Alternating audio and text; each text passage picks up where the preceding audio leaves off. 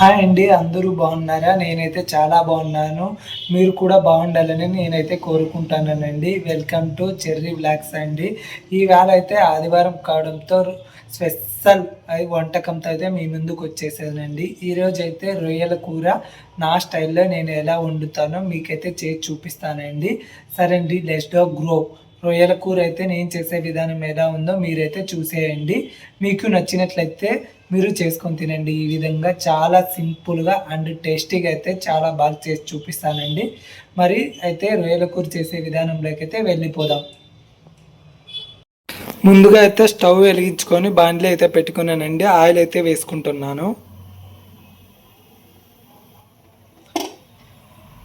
Oil అయితే వేసుకున్నానండి.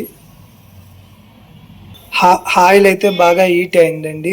క్లీన్గా శుభ్రం చేసుకున్న రొయ్యలు అయితే వేసేసుకుందాం ఆయిల్లోకి. ఉప్పు పసుపుతో అయితే బాగా శుభ్రం చేసుకోవాలండి రొయ్యలు.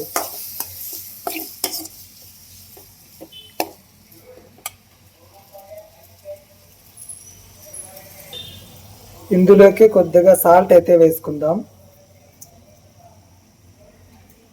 కొద్దిగా పసుపు కూడా వేసుకుందామండి. క్లీన్ చేసినప్పుడు సాల్ట్ పసుపు వేసి బాగా క్లీన్ చేసుకోవాలా, అప్పుడే నీసు వాసన అయితే పోతుంది.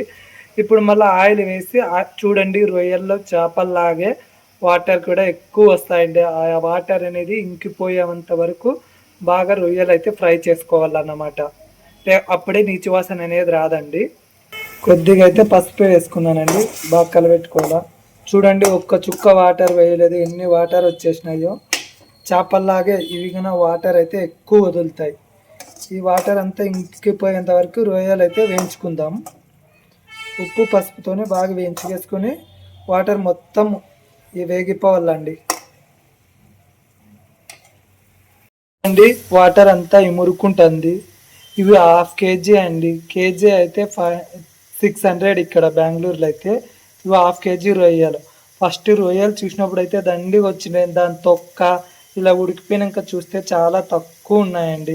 మాడెక్కకోకుండా అయితే బాగా కలిపెట్టుకోవాలా. వాటర్ మొత్తం ఇంకిపోవాలండి, లేదంటే చేపలు ఎలా నీటి వాసన వస్తాయో అంతకు డబ్బాలు వస్తాయి ఇవి.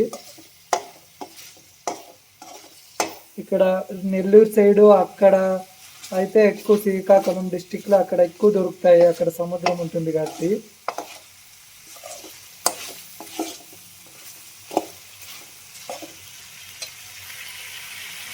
అదే బాండ్లీలోకైతే కొద్దిగా ఆయిల్ అయితే వేసుకున్నానండి కర్రీ ప్రిపేర్ చేయడానికి. ఈ రొయ్యల కూరకి ఆయిల్ అయితే ఎక్కువే పడుతుందండి. చూడండి, ఆయిల్ అదే బాండ్లీలో వేసుకున్నా. మళ్ళీ వేరే వాటిలో వాడితే మళ్ళీ నీచు వాసన వస్తుందని ఆయిల్ బాగా హీట్ అయినాక రొయ్యల కర్రీ అయితే చెప్తా. ఆనియన్ పచ్చిమిరపకాయ అయితే వేసుకున్నానండి. ఈ రొయ్యల కూరకి ఆనియన్స్ ఎక్కువే వేసుకోవాలండి. మీడియం సైజ్ ఆనియన్స్ అయితే నేను 3 కట్ చేసుకున్నా. అందులోనూ చాలా సన్నగా కట్ చేసుకోవాల. ఎంత సన్నగా కట్ చేసుకుంటే అంత బాగుంటుంది అనమాట.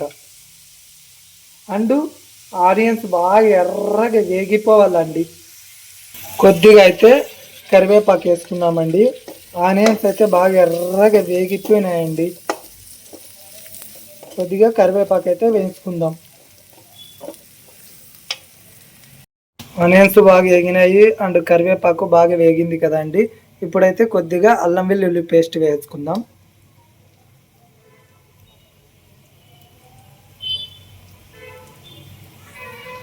అల్లం వెల్లుల్లి పేస్ట్ అయితే పచ్చివాసన పోయేంత వరకు బాగా వేయించుకుందామండి.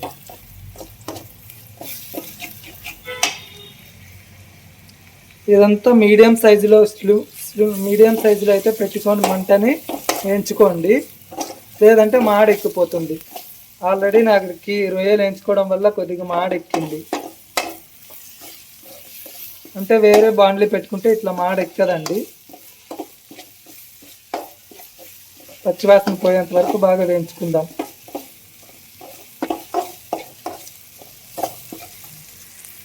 అల్లం వెల్లుల్లి పేస్ట్ అయితే బాగా వేగిపోయిందండి. ఇప్పుడైతే టమోటా వేసుకుందాం.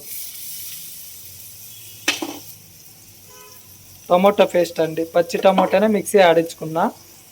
ఇదైతే బాగా కలిపెట్టేద్దామండి.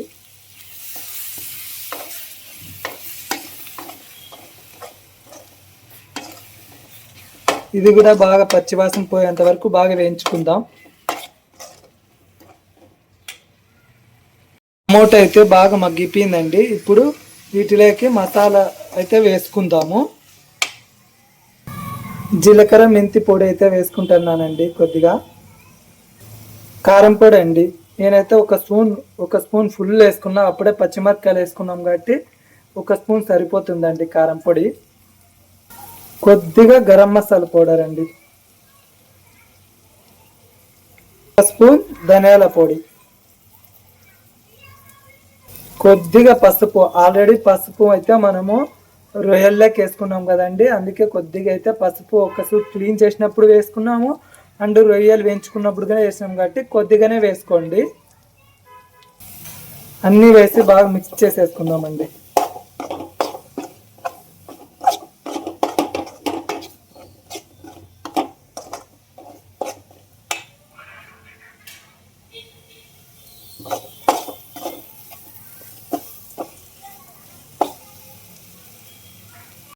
బాగా వేగాయండి. ఇప్పుడైతే మసాలాలు బాగా వేగాయి. ఇప్పుడైతే రొయ్యలు వేసుకుందాం.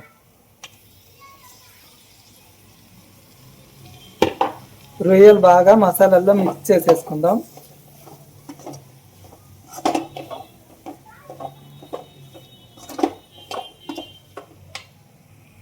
అయితే మసాలాల్లో బాగా వేగిపోయాయండి. ఇప్పుడైతే వాటర్ వేసేసుకుందాం.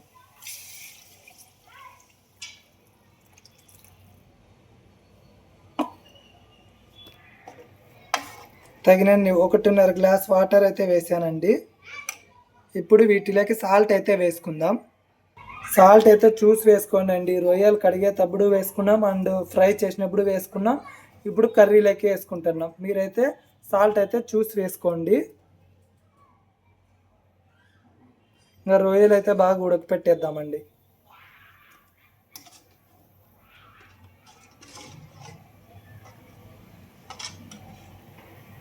రొయ్యల కర్రీ అయితే చాలా బాగా ఉడుకుతుందండి.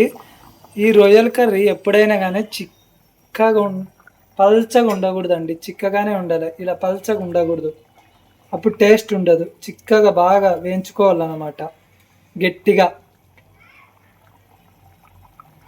రొయ్యలు అయితే బాగా ఉడుకుతుందండి. కర్రీ కొద్దిగా చిక్కబడింది, ఇంకా ఉడకండాలి. రొయ్యలు అయితే ఇంకా ఉడకలేదండి, ఇంకా గట్టి పడాల,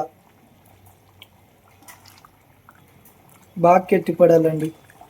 రొయ్యలు బాగా ఉడకపెట్టాల. ఇంకా చూడు పల్చగా ఉంది, బాగా చిక్కగా అవ్వాలండి.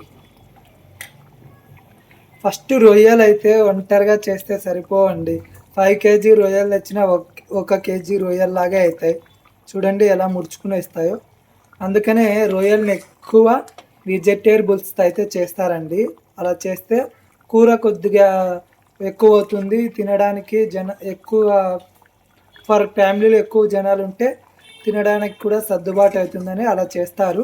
కానీ వెజిటేబుల్స్తో చేసిన చాలా కర్రీ అనేది చాలా టేస్ట్గా చాలా బాగుంటుందండి. చూడండి ఇంకా ఉడకాల. ఫైనల్గా ఉడికినప్పుడు అయితే చూపిస్తా కూర రెడీ అయినాక. రొయ్యల కూర అయితే రెడీ అయిపోయిందండి. చూడండి ఎంత గ్రేవీతో ఎంత బాగుందో కదా. అరోమా అయితే చాలా బాగా వస్తుంది. పొగగానే చూడండి అరోమా పొగ ఎంత బాగుందో. ఇలా చిక్కగా అవ్వాలండి, అప్పుడే టేస్ట్ చాలా బాగుంటుంది. వేడి వేడి రైస్లో ఇలా రొయ్యల కర్రీ కలుపుకొని తింటే చాలా బాగుంటుందండి. చూడండి, అబ్బా, కలుపుతుంటేనే నోరు ఊరిపోయిందండి. కలుపుకుంటున్నా కదా రైస్ని అయితే చాలా టేస్ట్ ఉందండి. చాలా అంటే చాలా అద్భుతంగా, చాలా టేస్ట్. రొయ్య చూడండి బాగా మెత్తగా ఉడికిపోయింది. అస్సలు చాలా టేస్ట్ ఉందండి.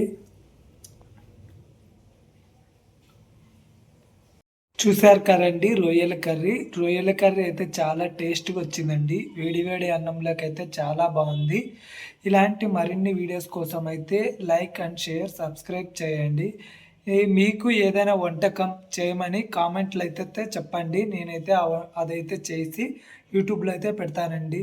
ఎవరైనా నా ఛానల్ని కొత్తగా చూస్తుంటే సబ్స్క్రైబ్ చేసుకోండి, లైక్ అండ్ షేర్ చేయండి. మరి ఉంటాను మరి. Bye friends. మరొక కొత్త వీడియోతో అయితే మీ ముందుకు వస్తా.